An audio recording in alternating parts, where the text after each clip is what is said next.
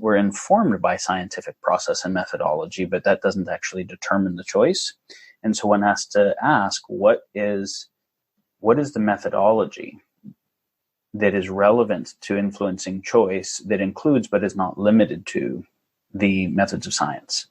Because, we have this classic is-ought distinction in science, that science can say what is, it can't say what ought, because science specifically, the way, there are some extensions, but the way we think about science in a Popperian sense is it is the epistemology to study things in the domain of the measurable and the repeatable.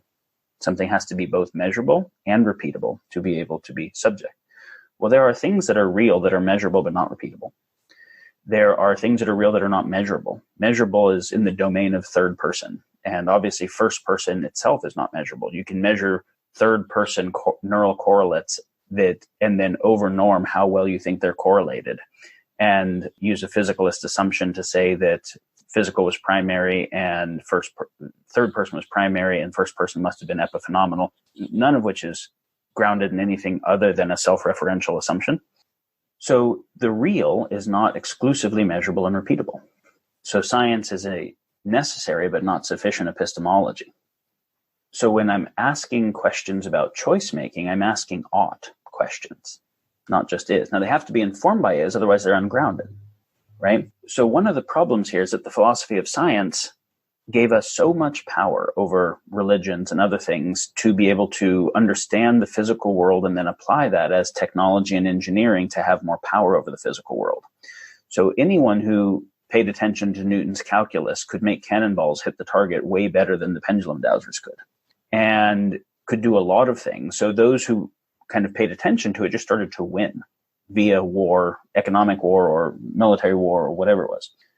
But then what happens is we have a dominant system, a dominant kind of philosophic system that says we can't say what a good choice is.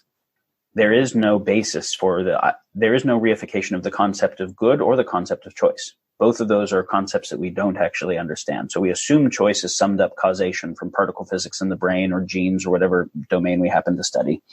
And good is purely a nonsense social construct. The best we can do is look at evolutionary biology, reify it with game theory, and say good is that which doesn't lose in a rivalrous context. Maybe try and reify it down to thermodynamics and say who can garner the most scarce thermodynamic energy, right? But that's not actually a definition of good in any meaningful way. And so good choice is, both of the words are outside of the domain of the philosophy of science. And yet it's going to create all the power that empowers the choices that we're making through whatever methodology to be more powerful and thus win. And so then we say, okay, well, if science gets applied as technology, which increases our ability for warfare and economic extraction and production and narrative control and, information control and all those things, then what is guiding how that technology is implemented? Well, the economics that funds it. And so then the economics is basically saying a good choice is the game theoretic choice that wins. So when you have technology and getting into the phase of exponential technology, all of the philosophy of science, empowered by game theory as its ethical system, that system ends up, in my assessment, self-terminating.